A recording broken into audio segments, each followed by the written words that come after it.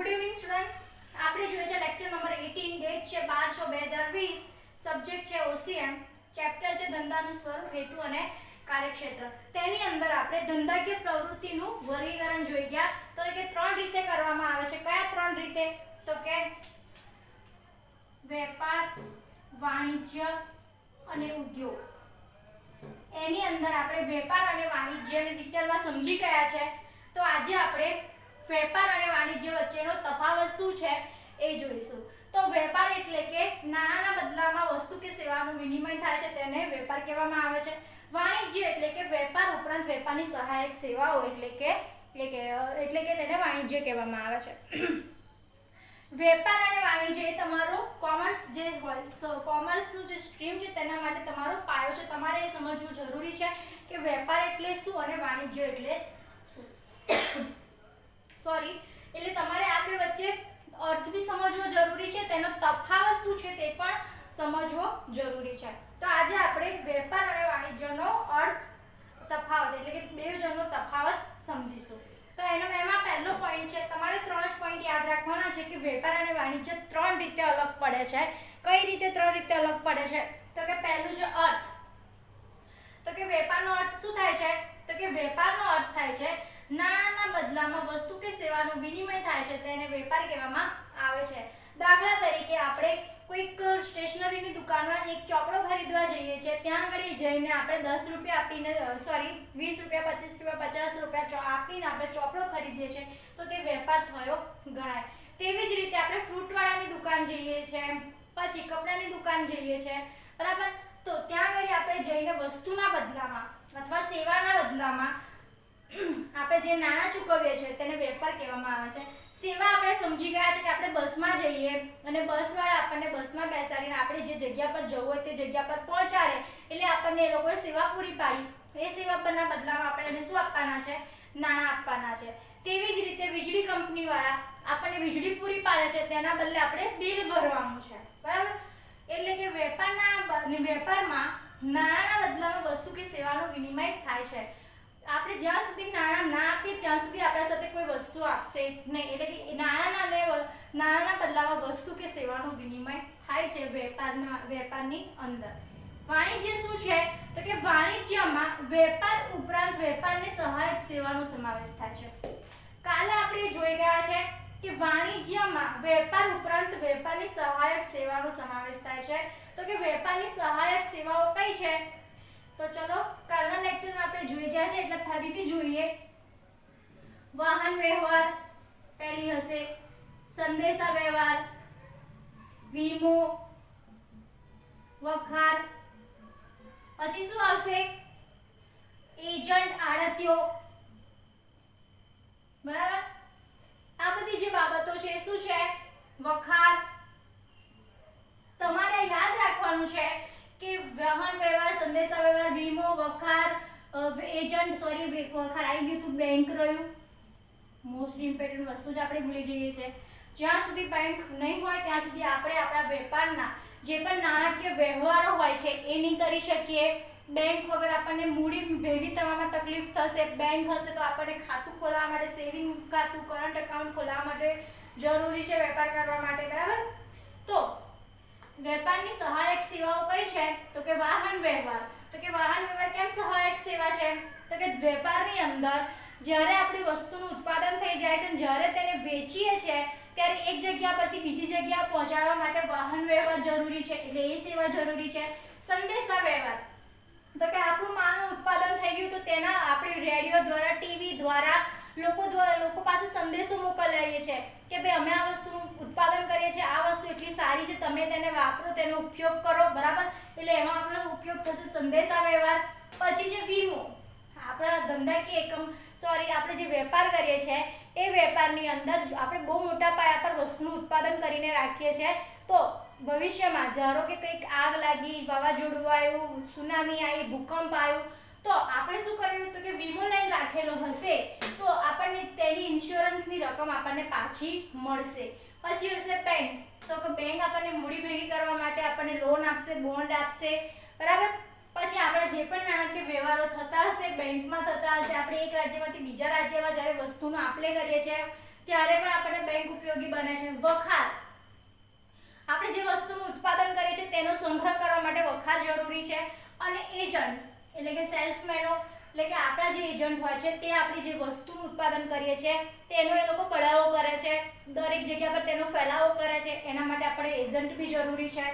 એટલે કે વાણિજ્યમાં વેપાર ઉપરાંત વેપારની સહાયક સેવાઓ સમાવેશ થાય છે. અને એમાં વેપારની સહાયક સેવાઓ તમને કોઈ પૂછે તો તમને મોઢે યાદ હોવી જોઈએ કે વેપારની સહાયક સેવાઓ કઈ છે, તો કે વાહન વ્યવહાર, સંદેશા વ્યવહાર, વીમો, બેંક, વખાર, એજન્ટ એ બધી શું છે, તો કે વેપારને સહાયક સેવાઓ છે. હવે આપણે જોઈએ કાર્યક્ષેત્ર. વેપારનું કાર્યક્ષેત્ર કેવું છે, તો કે વેપારનું કાર્યક્ષેત્ર મર્યાદિત છે.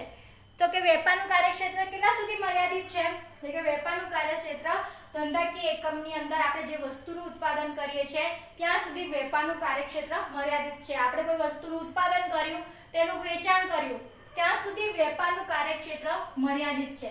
વેપારની અંદર તમારું કાર્યક્ષેત્ર શું હોઈ શકે છે, વેપારમાં તમારું કાર્ય શું હોય, તો કે તમે જે વસ્તુનું ઉત્પાદન કરો છો, ધારો કે તમારું પેન ઉત્પાદન કરવા માટેનું વેપાર છે, પેન બનાવવાનો વેપાર છે, તો તમારું કેટલા સુધી સીમિત રહેશે, તો કે પેન બનાવી, બજારમાં વેચવી અને તેની સામે બીજા ઓર્ડર મેળવવા, બરાબર. તો કે વેપારનું કાર્યક્ષેત્ર તેટલા સુધી જ મર્યાદિત છે. જ્યારે વાણિજ્યનું કાર્યક્ષેત્ર વિશાળ છે. વાણિજ્યમાં વેપારનો સમાવેશ થાય છે. વાણિજ્યનું કાર્યક્ષેત્ર કેમ વિશાળ છે, કારણ કે વાણિજ્યમાં વેપારની સાથે સાથે તેની સહાયક સેવાઓ પણ છે. એવું જરૂરી નથી કે એની સહાયક સેવાઓ ખાલી વેપારમાં જ ઉપયોગી હોય.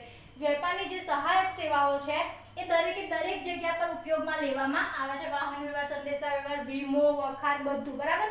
એટલે અહીંયા કીધું છે કે વાણિજ્યનું કાર્યક્ષેત્ર વિશાળ છે. વાણિજ્યમાં વેપારનો સમાવેશ થાય છે. આપણે જોઈ ગયા છે કે વાણિજ્ય એટલે કે વેપાર ઉપરાંત વેપારનો સહાયક સેવાઓ, એટલે કે વાણિજ્યમાં વેપારનો સમાવેશ થાય છે. છેલ્લું જોઈએ આપણે કે પક્ષકારો. તો આપણે જોઈ ગયા છે કે વેપારની અંદર બે પક્ષકારો હોવા જરૂરી છે, ખરીદનાર અને વેચનાર. તો કે વેપારમાં બંને પક્ષકારો લગભગ એકબીજાથી પરિચિત હોય છે અને નજીકના સ્થળના હોય છે. આપણે વસ્તુ લેવા જઈએ છીએ, આપણે એટલી નજીકમાં કોઈ દુકાનો હશે તેની અંદર આપણે ઓળખતા હોઈએ છીએ, ના ઓળખતા હોય તો પણ એક દુકાનદારની કોઈક દિવસ આપણે એક વખત એ દુકાને લેવા ગયા પછી આપણે રૂટીન બની જાય છે કે જ્યારે આપણને તે દુકાનની વસ્તુ ગમી ગઈ તો આપણે એ જગ્યા પર વસ્તુ લેવા માટે જઈએ છીએ. તો કે વેપારમાં બંને પક્ષો લગભગ એકબીજાથી પરિચિત હોય છે. કયો શબ્દ છે અહીંયા, લગભગ. આપણી આજુબાજુમાં જેટલી દુકાનો હોય છે ત્યાં આગળ આપણે પ્રોપર કપડાં લેવા જવાનું છે તો આપણે એક પર્ટિક્યુલર દુકાન પર જઈશું, પછી આપણે સ્ટેશનરી લેવા જવાનું છે તો એક પર્ટિક્યુલર દુકાન પર જઈશું, બરાબર. તો વેપારમાં બંને પક્ષકારો ખરીદનાર અને વેચનાર લગભગ એકબીજાથી પરિચિત હોય છે અને નજીકના સ્થળના હોય છે. આગળ જોઈએ તો કે વાણિજ્યમાં બંને પક્ષકારો દૂરના સ્થળે અથવા અપરિચિત હોઈ શકે છે છતાં સહાયક સેવાઓથી મેળવી શકે છે. વાણિજ્યમાં ધારો કે આપણે ગુજરાત રાજ્યમાંથી આપણી કોઈ વસ્તુનું ઉત્પાદન આપણે મહારાષ્ટ્રમાં આપણી વસ્તુ જે ઉત્પાદન કરીએ છીએ તે મહારાષ્ટ્રમાં મોકલતા હોઈએ છીએ, તો આપણે જે મહારાષ્ટ્રના વેપારી છે, ધારો કે આપણે વેચનાર છે, સામેવાળો જે મહારાષ્ટ્રના છે તે ખરીદનાર છે, તો એ દૂરના સ્થળના થયા અને અપરિચિત પણ થયા.